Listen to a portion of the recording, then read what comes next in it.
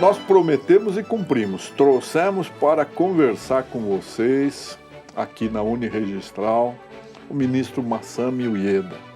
O ministro Masami Ueda é uma personalidade completa. Ele não é só jurista, mas ele é um filósofo, ele é um pensador, ele é uma pessoa com quem a gente aprende continuamente. Vocês vão gostar muito da nossa conversa. Ministro Masami, muito obrigado por ter vindo aqui à Uniregistral. Meu querido amigo José Renato Nalini, eu aqui estou muito agradecido por esse honroso convite. Nós nos conhecemos já há algum tempo e nesse período de conhecimento a minha admiração é crescente em relação à sua pessoa. O ministro Masami, ele passou por todos os graus na magistratura, também no Ministério Público, né? Isso nós temos em comum, começamos como promotor e chegou a ser ministro do Superior Tribunal de Justiça. Um reconhecimento aos méritos pessoais dele, mas também àquilo que os japoneses fizeram e continuam a fazer pelo Brasil. Eu gostaria, ministro, que o senhor falasse sinteticamente sobre a sua carreira, só para mostrar para os jovens como é possível, através do esforço, da combatividade, do sacrifício, chegar aos mais elevados píncaros aí de qualquer carreira. Eu me lembro que há muito tempo atrás era muito comum as pessoas lerem Antoine de Saint-Exupéry. Antoine de Saint-Exupéry tem uma pequena grande obra, que é o Pequeno Príncipe. Mas ao lado do Pequeno Príncipe ele escreveu outra joia da literatura. E entre estas obras tem um livro que me impressionou muito, era o Correio Sul. Exupéry foi um repórter, um jornalista, um literato, mas uma pessoa que amava a vida. E nos primórdios da aviação comercial, ele era encarregado de fazer o transporte da mala diplomática, dos correios na África, e enfrentava voos noturnos. E aquilo efetivamente gerava situações de muita tensão. E então ele deixou registrado no livro uma frase que me impressionou muito e que talvez justifique essa minha trajetória. Ele diz assim: o homem se mede diante do obstáculo. Ou seja, nós temos que encarar a nossa vida como um desafio. E os desafios surgem para serem superados. E se nós retrocedermos, desviarmos ou não enfrentarmos o desafio, nós nunca suplantaremos os obstáculos. Então, essa corrida que começou desde o grupo escolar, do ginásio, naquela época era o científico clássico, o vestibular, a universidade, o pós-graduação, os concursos públicos, todos, na minha maneira de ver, eram obstáculos a serem superados. Mas para que essa determinação fosse viável, haveria de ter esse background, esse pano de fundo da confiança num poder superior que nos ampare nos momentos da dificuldade. É o que eu posso dizer. O ministro Masami é uma pessoa muito espiritualizada, não é? Eu tenho testemunhos assim de convívio que eu já aprendi muito com ele, essa confiança na transcendência, essa serenidade com que ele enfrenta todas as situações. No momento aí que a gente tem uma turbulência na vida social, né, ministro? É muito importante a gente ter... Onde é que o senhor encontra aí essa fonte de serenidade? Eu sempre tive na literatura marcos referenciais.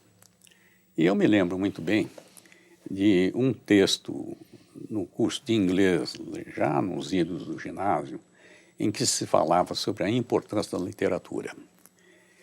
E retratava um trecho, uma parte da vida de um grande explorador norueguês, Roald Amundsen, que foi quem explorou o Polo Norte E uma viagem de exploração ao Polo Norte é uma aventura cujos resultados são totalmente imprevisíveis. E Roald Amundsen dizia que nos momentos mais difíceis daquela trajetória, quando ele sentia que já não havia mais esperança, ele se lembrava dos grandes exemplos da literatura de Homero, na Odisseia, e aí então ele encontrava forças.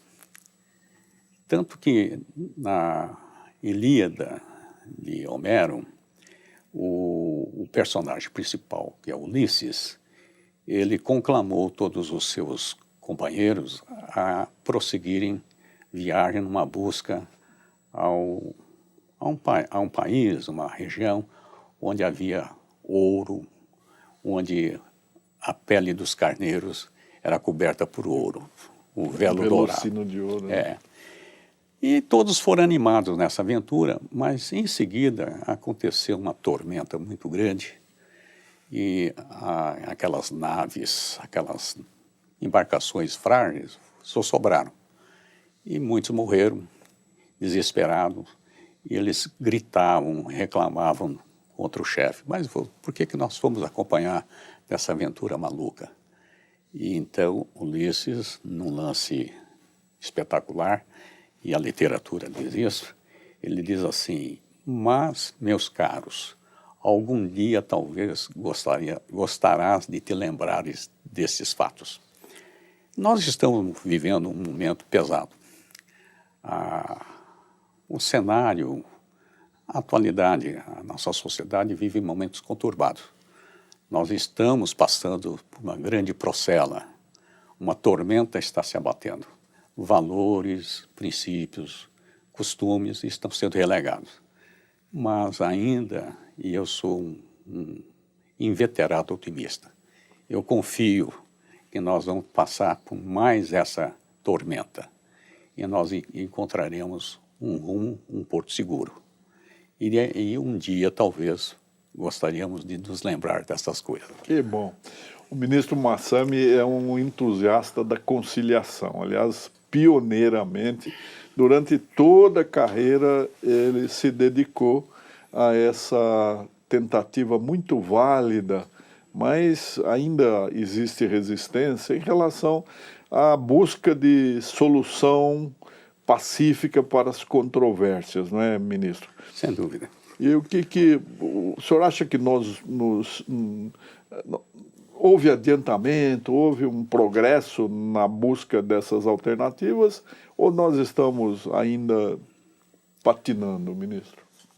Bom, falar em termos de resolução de conflitos de interesses por meio da conciliação, da mediação, da transação, pode parecer um pouco estranho numa sociedade nossa tão juridicializada, em que nas academias, na faculdade de Direito, se ensina a litigar, não conciliar. A teoria da conciliação, da qual eu sou partidário, eu busco o fundamento na própria palavra contida no livro maior da Bíblia. Lá se diz: antes de consagrares o meu altar, vai, procura o teu irmão e te concilia.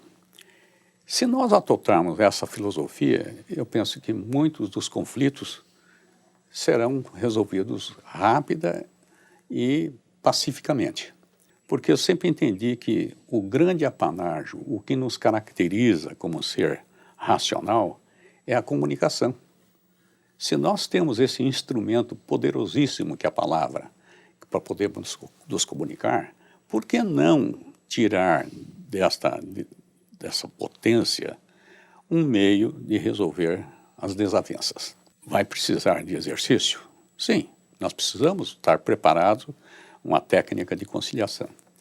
Como juiz que fui, eu, antes mesmo de iniciar a audiência, para ouvir as partes, e antes mesmo da determinação que hoje no Código de Processo Civil é obrigatório, que o juiz deve se pautar primeiramente pela conciliação, eu propunha uma maneira mais suave de resolução. Porque se nós atentarmos para a grande realidade do processo nosso, um processo que se inicia, vamos imaginar hoje, uma cobrança de dívida, uma colisão de automóvel, uma reparação de danos, se essa ação for bem sucedida, ela vai demorar uns 15 anos, no mínimo, para chegar a obter o resultado pela possibilidade de utilização dos recursos. Agora que eu já estou aposentado, já não sou mais juiz, tive a honra e o privilégio de ter sido juiz, eu também faço uma atividade judicante privada, eu atuo como árbitro. E essas arbitragens, a mais extensa das arbitragens que eu atuei até agora no momento, ela demorou no total 1 ano e meio. Mas as partes acabaram tendo uma solução viável, não digo 100% ideal, sim, mas foi a mais próxima do equilíbrio. E aqui no setor extrajudicial, quando eu fui corregedor-geral em 2013, eu tentei institucionalizar aquilo que a lei já permite que o registrador, o notário, principalmente o notário faz, que é tentar formalizar juridicamente a vontade das partes. Só que o CNJ, ministro, através de um despacho monocrático da representante da OAB, suspendeu a vigência do provimento. 5 anos depois é que o CNJ foi autorizar aquilo que a lei já autorizava. Esse setor extrajudicial, nada mais judicial do que o extrajudicial. Eu acho que Vossa Excelência também foi promotor e juiz no tempo em que o serviço judicial era confiado aos tabeliães, aos registradores, né? Eu tenho tido a oportunidade de constatar o grande papel desempenhado pelo registrador público, mas na verdade é o particular que está fazendo. Nas minhas andanças pelas diversas comarcas que eu atuei, tive muita inter-relação com os cartorários, e os cartorários também atuavam como conselheiros, porque o comum das pessoas, eles se dirigem aos cartórios para fazer a primeira pergunta. Sim. O povo talvez não tenha conhecimento de que em alguns distritos, que não são nem municípios, são povoados, não existe juiz, não existe delegado, mas tem o registrador civil das pessoas naturais, que é a única presença do Estado ali naquele lugarejo, né? E é um pessoal que passa por concurso, um concurso tão severo ou mais do que o concurso para ingresso na magistratura, no Ministério Público, na Defensoria. Então é uma instituição que merece respeito, né? E tem uma relevância. Eu acho que Vossa Excelência também experimentou isso. Não, sem dúvida. E se nós analisarmos a atuação registrária desde a história da humanidade, né? Se nós formos verificar as inscrições rupestres, pictóricas, se não fosse aqueles registradores que deixaram nas cavernas os seus sentimentos, a sua percepção, nós não teríamos esse passado registrado. Ministro, eu tive o privilégio de ler um ensaio, um artigo muito substancioso que Vossa Excelência redigiu a respeito da justiça no Japão. Eu tenho muita inveja do Japão em relação ao respeito e a modicidade, a cautela com que se recorre ao judiciário. Não é aqui que qualquer questiúncola chega ao judiciário, né? A questão do acesso ao judiciário japonês está muito ligada a esse patrimônio cultural. Lá no Japão, se entende que se uma pessoa não consegue resolver o seu conflito pela conversa, pelo entendimento ou pela própria resignação, e deve se socorrer do Estado, essa pessoa passa a ser, de certa maneira, marginalizada, porque é uma pessoa que não consegue resolver o seu problema pessoal. E isso me levou aos meus primeiros dias na Faculdade de Direito do Largo São Francisco, em que nós tínhamos uma cadeira lá chamada Direito Romano. E o professor de Direito Romano dizia assim: o Direito Romano exerceu e exerce uma grande influência em todo o universo, todo o mundo. E no sistema romano, nós temos o Brasil, a França, a Alemanha e também o Japão. Isso em 1962. Naquela ocasião, eu tinha 20 anos de idade e perguntava comigo mesmo, mas eu não estou conseguindo entender onde o Japão foi buscar a sua origem em Roma.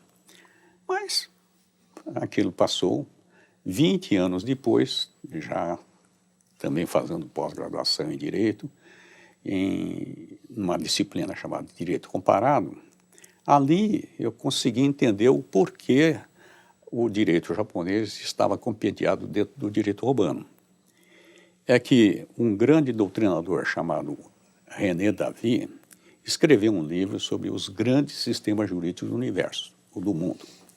E ele diz: tradicionalmente nós temos dois grandes sistemas, o romano e o anglo-saxão, mas isso para a sociedade ocidental, porque ao lado dessa sociedade ocidental o mundo tem um outro lado, e nesse outro lado nós vamos compendiar o chamado direito soviético, direito dos estados africanos, o direito da Polinésia, o direito da Índia, o direito persa, o direito da China e o direito do Japão. E aí então voltou outra vez aquela minha perplexidade. Ué, mas como? Se o direito japonês não é direito romano? Bom, é que a adoção pelo Japão do direito romano é recente. Isso ocorreu por volta de 1870. Então, esta indagação é que me levou a fazer uma pesquisa do porquê o Japão adotou, a partir de 1870, um modelo romano. É que até 1870 o Japão possuía um sistema jurídico que não era baseado nesse referencial do direito romano. Era um sistema jurídico baseado principalmente em valores éticos. E entre esses valores éticos, o principal fundamento está assentado na ideia do equilíbrio, do respeito, que vai buscar as suas origens em Confúcio e em Lao Tse. Todo o sistema jurídico é calcado em cima do respeito. Então não há necessidade de ter lei escrita. Agora, qual foi a motivação para essa aceitação? Então, nessa viagem que eu fiz ao Japão, eu tive a oportunidade de fazer um estudo com vários professores da universidade. Eles me disseram o seguinte: o Japão é uma ilha, é um conjunto de ilhas, cuja superfície territorial, somando, dá mais ou menos metade do estado de São Paulo. E nessa metade do estado de São Paulo vive mais de 100 milhões de pessoas. Essas 100 milhões de pessoas vivem e convivem com uma realidade, com a natureza muito hostil. Temos 4 tremores de terra por dia, maremotos, tufões, e todos vivendo lá naquele espaço muito ínfimo, tendo que aceitar aquilo por várias e várias gerações. Tanto que meu pai dizia para mim, ele diz assim: você não deve ficar discutindo com o teu vizinho lá no Japão, porque você, o seu filho, a geração do seu filho, do seu neto, vai ser vizinha dele mesmo. Então você tem que se respeitar um ao outro. Então você não entra em atrito. Nós com essa maravilha de território... E nós, como temos um país continental, em que se plantando tudo dá, nós esquecemos que nós somos abençoados. Nós temos tudo. Não damos valor, E né? não damos valor àquilo que nós temos. É a educação, né, ministro? Porque a educação japonesa é exemplar, é paradigmática. O respeito à natureza, né? É verdade. O respeito ao ambiente, a produção reduzida de resíduos sólidos. Aqui, a nossa ignorância chama de lixo aquilo que nós não sabemos aproveitar. Produzimos, cada brasileiro produz mais de 1 quilo de resíduo sólido por dia. Isso não é lixo, é aquilo que poderia ser reaproveitado. Eu queria abordar uma outra característica de Vossa Excelência que eu admiro muito. O ministro encontra tempo para cuidar de se aprimorar em outros idiomas, não é? E para escrever haikai e para cantar. Ministro canta, eu já tive o privilégio de assistir, canta e canta muito bem, afinadinho. Isso mostra para nós que nós não podemos ser aqueles adeptos de uma coisa só cuidar só do trabalho, nós temos que abrir espaço para a gente conviver com a complexidade da vida, né, ministro? Cantar é uma maneira de expressar a sua alegria, a alegria de viver. Também, lá no tempo da faculdade, havia um sebo. Sebo é um local onde se vende livros usados. Então, entre garimpando as coisas lá, encontrei um livro que me chamou logo a atenção. O título em francês era La joie de vivre, a alegria de viver. Esse livro me acompanhou toda a minha vida. Posteriormente dei para meu filho, e aí depois, agora esse livro está na mão da minha neta. A minha neta está com 15 anos de idade e fala francês, e então falei, então você leia esse livro. Esse livro tinha uma anotação de um antigo proprietário, possuidor desse livro, que estava escrito em inglês, uma letra, caneta de pau, de pena, tinta vermelha, 25 de novembro de 1925. Life are the new beginnings. A vida é novo começo, sempre novo começo. Na verdade, eu sempre encarei, então, que a nossa vida, todo dia, todo momento, são começos. Nós não estamos terminando, nós estamos começando. E este livro, A Alegria de Viver, mostrava exatamente isso.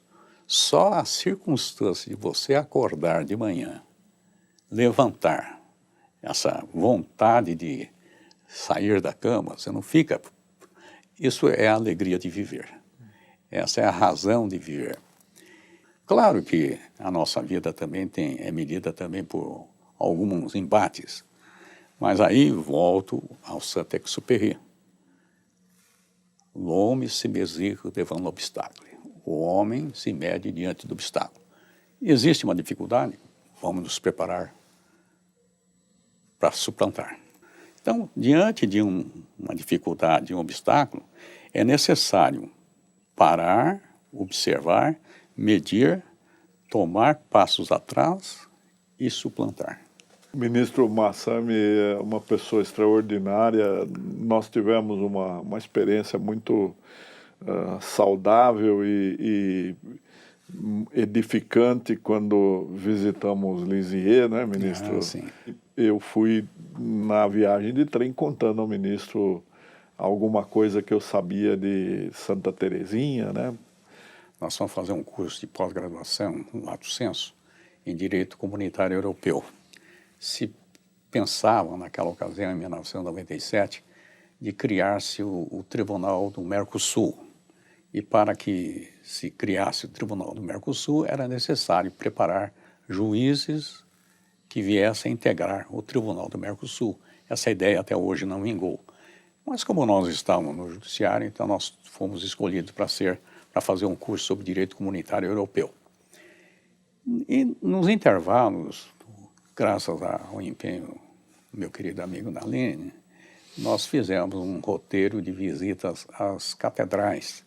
E entre as catedrais fomos, não só de Paris, mas no final de semana fomos a Lisieux, Mas na Bélgica, estando na Bélgica, nós estivemos lá, e aí eu acabei encontrando ele, não sabia, depois chamei-o, talvez um antepassado dele, que foi templário. Em Liege, né? Liege, a Catedral de Liege, existe um mausoléu dos grandes santos da igreja belga, e lá havia um portal de vidro retratando o nome de um apóstolo, de um grande religioso chamado Jean Nalini. E eu disse assim, olha, encontrei a tua origem. E ele não sabia. Quer dizer, então, Nalini é um templário, é um cruzado.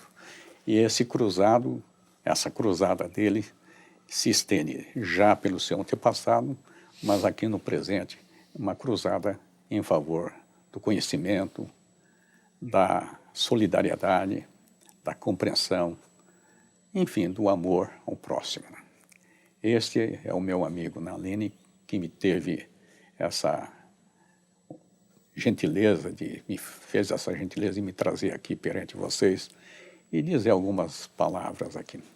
E para finalizar apenas, dizer o seguinte, eu tenho uma flâmula, um dístico que eu trouxe da biblioteca da Suprema Corte Americana.